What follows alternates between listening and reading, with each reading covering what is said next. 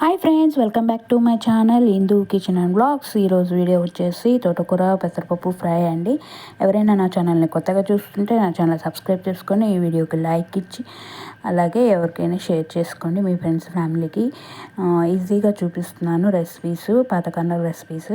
So తప్పకుండా support చేసి subscribe చేసుకోండి. ఫస్ట్ ప్యాన్ పెట్టుకొని ఆయిల్ వేసుకొని దాంట్లో జీలకర్ర, ఆవాలు, ఎండుమిరపకాయలు, కరివేపాకు తాలింపు వేసుకొని వేగాక ఒక ఉల్లిపాయ వేసుకోవాలి. ఉల్లిపాయ కట్ చేసుకొని సన్నగా అలాగే వేసుకోవాలి. ఒక 2-3 పచ్చిమిరపకాయలు కూడా కోసుకొని వేసేసుకోవాలి. ఇవి కొంచెం గోల్డెన్ కలర్ వచ్చే వరకు ఫ్రై చేసుకున్నాక మనం ముందుగానే పెసరపప్పు మనకి క్వాంటిటీకి సరిపడా పెసరపప్పు నానేసుకు, అంటే ఇది పెసరపప్పు ఫ్రై కాబట్టి పెసరపప్పు ఉంటేనే బాగుంటుంది, టేస్ట్ కూడా చాలా బాగుంటుంది చపాతీకి కానీ రైస్లోకి కానీ.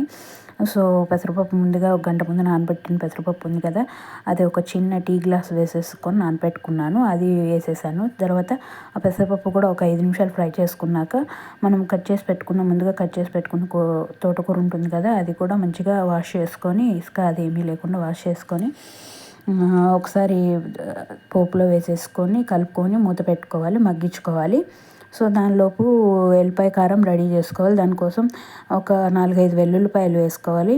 తర్వాత ఒక స్పూన్ ఉప్పు, కొంచెం జీలకర్ర, ఒక 1/2 స్పూన్ జీలకర్ర, ఒక స్పూన్ కారం. ఎందుకంటే మనం ఆల్రెడీ పచ్చిమిర్చి వేసాం కాబట్టి మీకు మీ తినే స్పైసీని బట్టి యాడ్ చేసేసుకోండి. అది దంచుకొని లాస్ట్లో ఈ తోటకూర మగ్గాక ఈ కారాన్ని యాడ్ చేసేసుకొని ఒకసారి అంతా కలిపేసి మళ్ళీ ఒక 5 నిమిషాలు సిమ్లో పెట్టేసి మూత పెట్టేసి మగ్గించుకున్నామంటే మంచిగా వేడివేడిగా, ఇప్పుడు ఎక్కువ ఆకుకూరలు వస్తాయి కదా వర్షాకాలంలో, వేడివేడిగా హ్యాపీగా వేడివేడి అన్నంలో ఈ కూర వేసుకొని కొంచెం తింటే సూపర్ ఉంటుంది. చూస్తున్నారు కదా, చూస్తుంటేనే నాకు నోట్లో నీళ్ళు వచ్చేస్తున్నాయి.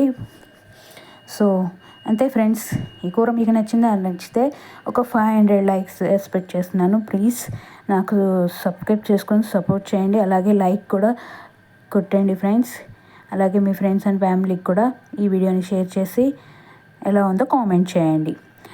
ఇంకేమి రెసిపీస్ కావాలో కామెంట్ చేసేసి నాకు చెప్పండి, నేను తప్పకుండా చేస్తాను.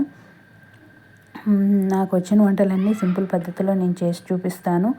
సో ఐ హోప్ మీరు ఈ వీడియో చూసి నాకు కొంచెం వ్యూస్ వచ్చేలా చేస్తే 500 లైక్స్ అన్న రావాలి నా టార్గెట్. సో ఇస్తారని కోరుకుంటున్నాను. Thank you. ఇలాగే నా ఛానల్ని సబ్స్క్రైబ్ చేసుకొని సపోర్ట్ చేయండి. అలాగే మీకు కొత్త కొత్త రెసిపీస్, ఈజీ రెసిపీస్ పెడతాను. రోటి పచ్చళ్ళు ఇవన్నీ కూడా పెడతాను. ఓకేనా ఫ్రెండ్స్? ఇంకేంటి, ఓకే, ఫైనల్గా ఛానల్ సబ్స్క్రైబ్ చేసుకొని సపోర్ట్ చేయండి, ఒక లైక్ వేసుకోండి. Bye bye.